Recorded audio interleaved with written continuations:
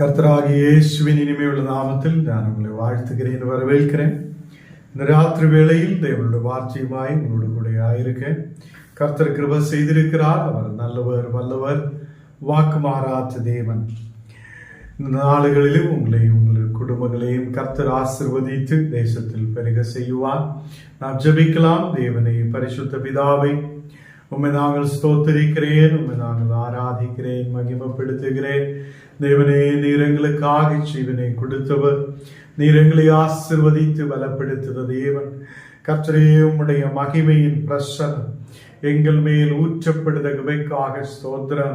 தேவனே, நாங்கள் உம்முடைய வசனங்களை கேட்டு அதன்படியே நடக்குத பிள்ளைகளாய் இருக்க, தேவனே, உமக்கு பிரியமுள்ள மக்களாய் இருக்க நீர் கிருபை செய்ததுக்காக ஸ்தோத்திரம்.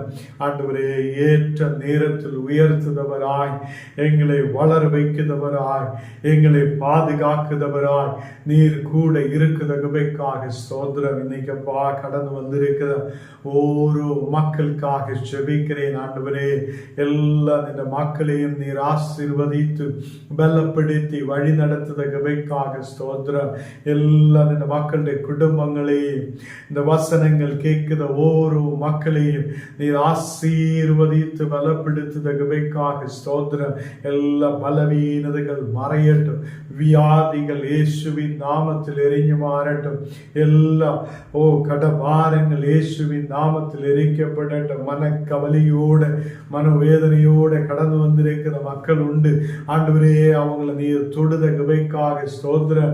ஒரு பெரிய விடுதல் உண்டாக, அற்புதத்தோட ஆண்டவரை துதிக்கப்பட, தேவன் செய்யும் அற்புதத்தை பார்க்கப்பட நீர் கிருபை செய்ததுக்காக ஸ்தோத்திரம். இன்னைக்கப்பா நாங்கள் வசனங்கள் தியானிக்கும் போது உம்முடைய தெய்வீக பிரசன்னம் கூட இருக்கட்டும். வசனங்கள் எங்களுக்கு உயிர் கொடுக்கிறதா இருக்க, ஆண்டவரை எங்களை பலப்படுத்துறதா இருக்க நீர் கிருபை செய்ததுக்காக ஸ்தோத்திரம்.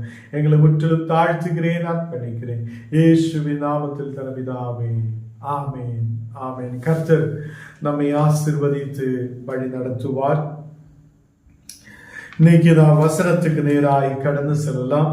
மத்தேயு 25 அதிகாரம் അതിന്റെ 25 വസനം. മത്തയ്യു 25 அதிகாரம் അതിന്റെ 25 വസനം. ആകയാൽ ഞാൻ ഭയന്നു പോയി 9 താലന്தை நிலத்தில் புதைத்து வைத்தேன், இதோ உம்முடையது வாங்கிக் கொள்ளும் என்றார்.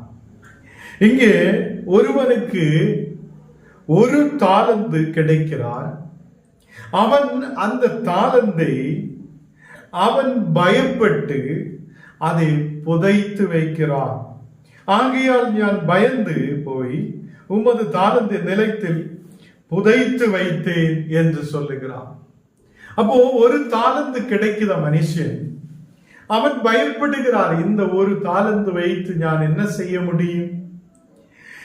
எனக்கு இது வைத்து எப்படி முன்னாடி போக முடியும் என்றெல்லாம் சொல்லி பயந்து அவனுக்கு கிடைத்த தாலந்தை அவன் நிலத்தில் புதைத்து வைக்கிறார் என்று நாம் பார்க்கிறோம். கர்த்தருடைய பிள்ளைகளே, அநேக நாளுகளில் தேவன் நமக்கு தாலந்தை கொடுத்திருக்கிறது. தேவன் நமக்கு ஜெபிக்கிறதுக்கான கிருபைகளை கொடுத்திருக்கிறது. தேவன் நமக்கு அநேகம் தாலந்துகளை கொடுத்திருக்கும் போது பாடுறதுக்காக, ஜெபிக்கிறதுக்காக, ஆராதிக்கிறதுக்காக, சாட்சி சொல்லுவதற்காக, தேவனுக்காக நிற்கிறதுக்காக, கர்த்தருக்காக முன்னாடி போவதற்காக அநேக தாலந்துகள் நம் வாழ்க்கையில் தேவன் தந்திருக்கிறது. இதே சில பேர் புதைத்து வைக்கிறார்.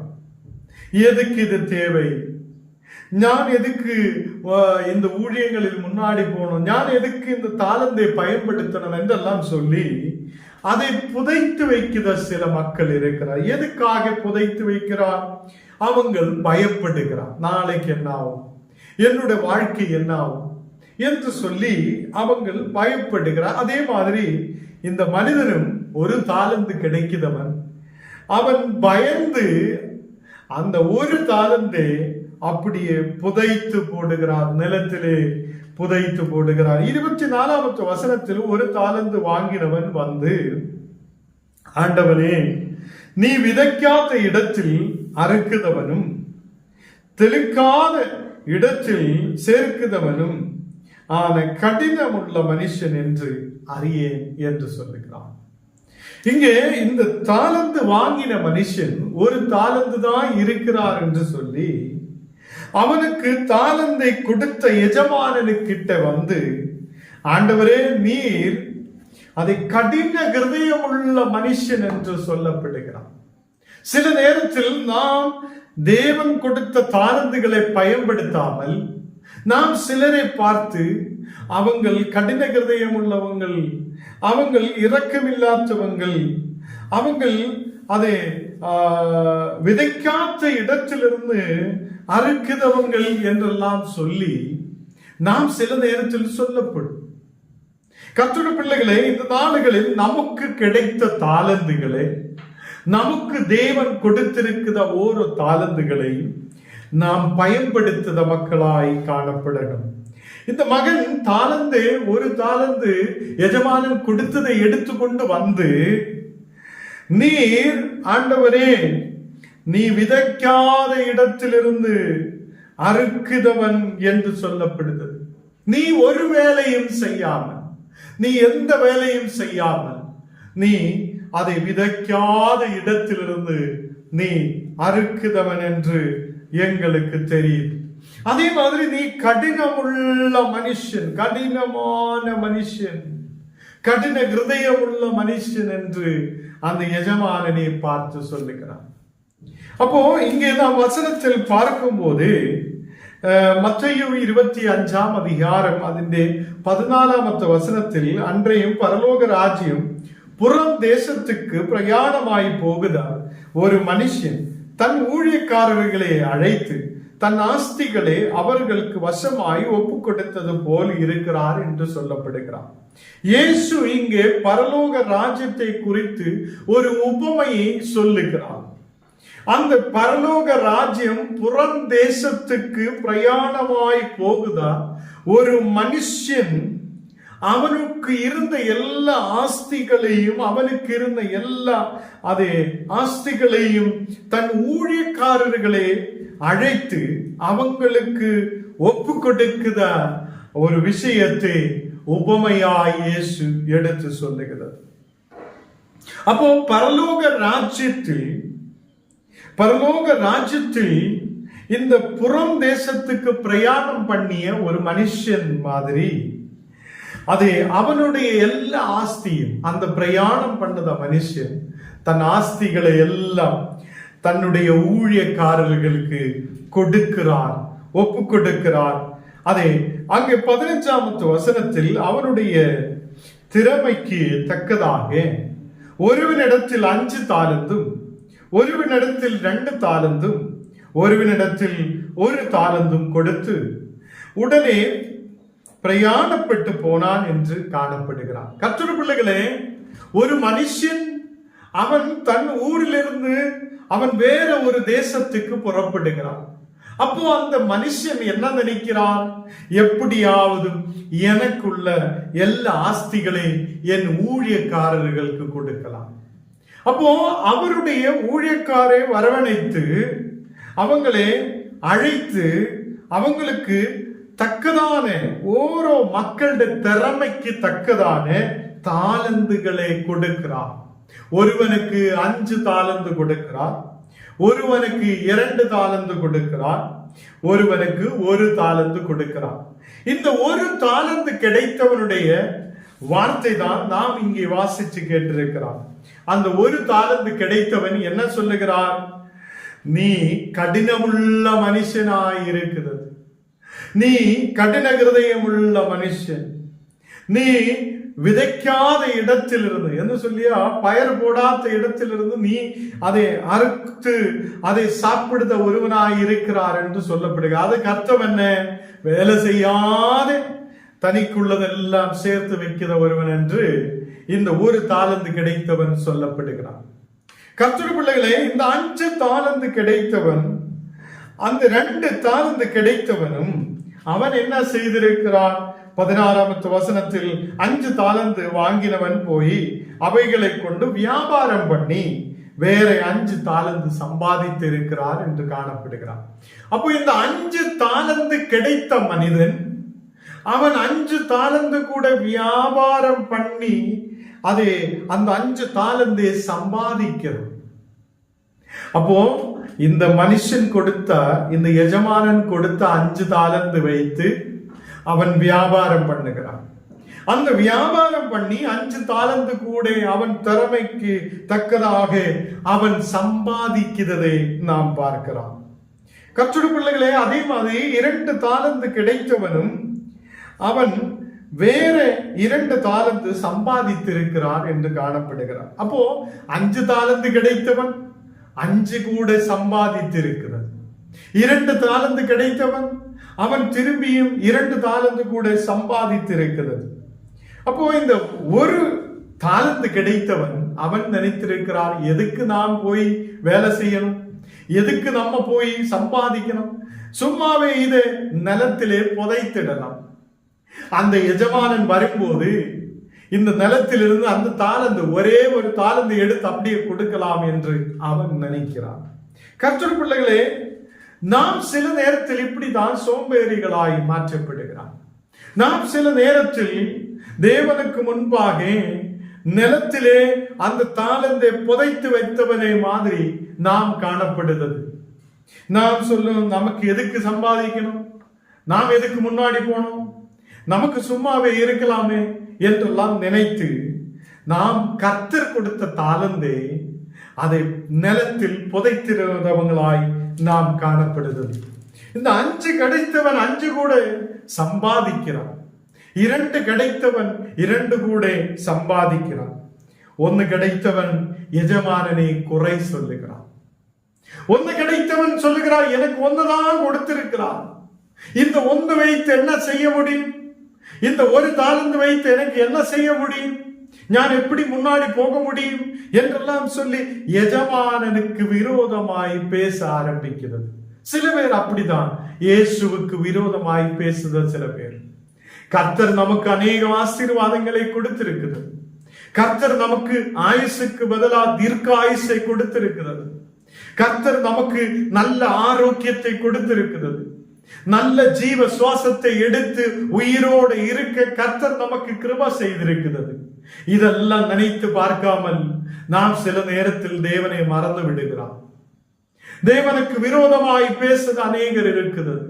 கர்த்தருடைய பிள்ளைகளே, இன்னைக்கு உன்னுடைய வாழ்க்கையில் கிடைத்த தாளந்துகளே இனியும் நீ சம்பாதித்து முன்னாடி கடந்து செல்ல கர்த்தர் கிருபை செய்யும்.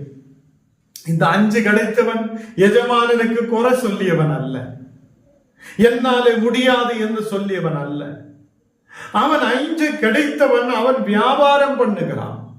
அவன் இனியும் 5 கூட சம்பாதிக்கிறான். கர்த்தருடைய பிள்ளைகளே, ஞானும் நீங்களும் நம்முடைய வாழ்க்கையில் குறை சொல்லி குறை சொல்லி குறை சொல்லி குறை சொல்லி நம்மளே கீழே விழுந்து விடுகிறான். முன்னாடி போக முடியாத சூழ்நிலைகளில் நாம் காணப்படுகிறது. அதனாலே நம்முடைய வாழ்க்கையில் கிடைத்த 1 தாளந்தாகட்டும் அதை நிலத்திலே புதைத்து போடாமல் நாம் கர்த்தருக்காக பயன்படுத்த மக்களாய் இருக்கணும். அநேகர் இந்த நாடுகளில் தேவனுக்காக பயன்படுகிறார். தேவனை துதிக்கிற மக்கள் இருக்கிறார், தேவனை ஆராதிக்கிற மக்கள் இருக்கிறார், தேவனுடைய ஊழியங்கள் செய்த மக்கள் இருக்கிறார், சபைகளில் நிறைய ஊழியங்கள் செய்த மக்கள் இருக்கிறார், அநேகம் மக்கள் முன்னாடி சாட்சியாய் நிற்கிற மக்கள் இருக்கிறது. அப்போ பலவிதமாக தேவன் நம்மளை பயன்படுத்துகிறது. பலவிதமாக தேவன் நம்மை பயன்படுத்தும் போது நாம் குறை சொல்லிட்டு இருக்கிறவங்களாய் அல்ல, நாம் தேவனுக்கு முன்பாக உண்மையாய் முன்னாடி கடந்து சென்று நமக்கு கிடைத்த தாளந்தில் இனியும் 2 கூட நேட, இனியும் 5 தாளந்து கூட நேட நமக்கு கர்த்தர் கிருபை செய்வார். நாம் இந்த 1 தாளந்து கிடைத்தவனை மாதிரி எனக்கு இந்த 1 வைத்து என்ன செய்ய முடியும், இந்த 1 வைத்துட்டு என்னோட வாழ்க்கை என்ன ஆகும் என்றெல்லாம் யோசித்து பயந்திருந்த சூழ்நிலையை நாம் இங்கு வேதத்தில் பார்க்கிறது. நம்முடைய மனசிலிருந்து, நம்முடைய வாழ்க்கையிலிருந்து, நம்முடைய ஜீவிதத்திலிருந்து இந்த பயத்தை எடுத்து மாற்றி நாம் இந்த நாடுகளில் அதை பயமில்லாத மக்களாய் தேவனுக்கு முன்பாக உண்மையுள்ளவங்களாய் கடந்து செல்லும் போது கர்த்தர் நம்மை ஆசீர்வதிப்பார். அவர் நம்மை நல்லொரு ஆசீர்வாதமாய் மாற்றுவார். கர்த்தருடைய பிள்ளைகளை, நமக்கு ஒன்றுதான் கிடைத்திருக்கிறார் என்று சொல்லி அதை நிலத்திலே புதைத்து போடுத மக்களாய் நாம் காணப்படக்கூடாது. கர்த்தர் இந்த வசனங்களாலே தேவன் நம்மை ஆசீர்வதிப்பார். கர்த்தருடைய பிள்ளைகளே, 5 தாலந்து கிடைத்தவன் அவன் 5 கூட நேடுகிறான், 5 கூட சம்பாதிக்கிறான். அவன் வியாபாரம் செய்து இனியும் சம்பாதிக்கிறான். இது எஜமானனுடைய பணம் தானே. அவன் வரும்போது இந்த 5 மட்டும் கொடுக்கலாமே என்று யோசித்ததில்லை. எஜமானன் கொடுத்த 5 வைத்து இனியும் 5 கூட நேடலாம் என்று அவன் நினைத்திருக்கிறார். கர்த்தருடைய பிள்ளைகளை, கர்த்தர் உங்களுக்கு கொடுத்த எல்லா தானங்களை வைத்து நாம் தேவனுக்கு முன்பாக உண்மையுள்ளவராய் நிற்கும் போது, கர்த்தருக்காக பயப்படும் போது தேவன் நம்மை ஒரு பெரிய ஆசீர்வாதமாய் மாற்றுவார். நாம் என்னாலே முடியாது, நாம் பயத்தோடு இருந்து இனி எப்படி ஊழியம் செய்யும் என்றெல்லாம் நாம் நினைத்துட்டு இருந்தால் நம்மாலே முடியாது. நமக்கு நம்முடைய வீட்டுக்குள்ளே இருந்து இந்த ஊழியங்களுக்காக ஜெபிக்க முடியும். ஆண்டவரே, இந்த ஊழியங்களை நீர் பெருக செய்யுங்க. அநேக சபைகளை கட்டி எழுப்ப கிருபை செய்யுங்க. அநேக கிராமங்கள் பட்டணங்களில் அநேகர் ரட்சிக்கப்பட கிருபை செய்யுங்க. அநேகர் இந்த நாளுகளில் பயந்து நிலத்திலே புதைத்து போட்ட தாளந்துகளை மாதிரி இருக்கும் போது அந்த பயத்தை மாற்றி அவங்களை விடுவிக்கிறதுக்காக, அவங்களை முன்னாடி கொண்டு வருவதற்காக தேவனை கிருபை செய்யுங்க என்று ஜெபிக்கிற ஒரு மக்களாய் நாம் மாற்றப்பட. இன்னைக்கு நாம் இருக்கிற வீடுகளுக்குள்ள, கிராமத்துக்குள்ள ஒரு ஜெப வீரராய் எழும்பப்படட்டும். இந்த நாளுகளில் கர்த்தர் நமக்கு கொடுத்த ஓரோ தர்சனங்கள், கர்த்தர் நமக்கு கொடுத்த ஓரோ தாளந்துகள் தேவனுக்காக பயன்படும் போது அநேகர் விடுவிக்கப்பட கர்த்தர் உங்களுடைய கிருபை செய்வார். நாம் ஜெபிக்கலாம். தேவனே, பரிசுத்த பிதாவே, இந்த ராத்திரி வேளையில் அப்பா நீ கொடுத்த வசனத்துக்காக ஸ்தோத்திரம். நாங்கள் பயந்து போனு ஆண்டவரே, நீ கொடுத்தது கம்மியாயிடுச்சு, குறைந்திருக்கிறார், எதுக்கு நாங்கள் இப்படி முன்னாடி போகும் என்றெல்லாம் சொல்லி பயத்தோடு இருக்கிற மக்களாய் அல்ல. தேவனே, நீ கொடுத்த தாளந்துகளை வைத்து நாங்கள் உமக்காக வாழ்வேன் என்று சொல்லி தேவனே அநேகருக்கு பிரயோஜனகரமாய் நாங்கள் எங்கள் வாழ்க்கையை முன்னாடி கொண்டு போக நீர் கிருபை செய்ததுக்காக ஸ்தோத்திரம். இன்னைக்கு இந்த வசனங்கள் கேட்டிருக்கிற ஒவ்வொரு மக்களோடு நீர் பேசுவதற்காக ஸ்தோத்திரம். ஆண்டவரே, வீடுகளுக்குள்ளே ஆயிருந்து ஜபத்தோட ஊழியங்களுக்காக ஜெபிக்க, அநேக மக்களுக்காக ஜெபிக்க, ஜெப விண்ணப்பங்களுக்காக ஜெபிக்க ஒவ்வொரு மக்களுக்கு நீர் கிருபை செய்ததுக்காக ஸ்தோத்திரம். இன்னைக்கு வியாதியோட, பலவீனதையோட, கண்ணீரோட, பாரத்தோட இருக்கிற மக்களுக்காக ஜெபிக்கிறேன். ஓரோ இந்த மக்களுடைய வியாதிகள் இயேசுவின் நாமத்தில் குணமாக்குதற்காக ஸ்தோத்திரம். நல்ல விடுதலை கொண்டு நிரப்பட்டும். இந்த மக்கள் ஆசீர்வாதத்தோடு இருக்க நீர் கிருபை செய்ததுக்காக ஸ்தோத்திரம். இந்த நேரத்தில் உம்முடைய தெய்வீக பிரசனத்தால் நிரப்பும். கட பிரச்சனைகள் இயேசுவின் நாமத்தில் மறையப்படட்டும். மக்கள் விடுவிக்கப்பட கிருபை செய்யும். ஒரு மன திரும்பல் உள்ள மக்களாயிருக்க, தேவனுக்கு பிரியமாயிருக்கிற மக்களாயிருக்க நீர் கிருபை செய்யும். இயேசுவின் நாமத்தில் தனபிதாவே, ஆமேன், ஆமேன். பரமண்டலங்களில் இருக்குதா எங்கள் பிதாவே, உம்முடைய நாமம் பரிசுத்தப்படுவதாக, உம்முடைய ராஜ்யம் வருவதாக, உம்முடைய சித்தம் பரலோகத்திலே செய்யப்படுகிறது போல பூமியிலும் செய்யப்படுவதாக. எங்களுக்கு வேண்டிய ஆகாரத்தை இன்று எங்களுக்கு தாரும். எங்களுக்கு விரோதமாய் குற்றம் செய்தவர்களுக்கு நாங்கள் மன்னிக்கிறது போல எங்கள் குற்றங்களையும் எங்களுக்கு மன்னியும். எங்களை சோதனைக்குள் பிரவேசிக்க பண்ணாமல் தீமையில் என்று எங்களை ரட்சித்துக் கொள்ளும். ராஜ்யமும் வல்லமையும் மகிமையும் என்றேக்கு உம்முடையவர்களே, ஆமேன். என் ஆத்மாவே கர்த்தரை ஸ்தோத்திரி, என் முழுமே பரிசுத்த நாமத்தை ஸ்தோத்திரி. என் ஆத்மாவே கர்த்தரை ஸ்தோத்திரி, கர்த்தர் செய்த சகல உபகாரங்கள்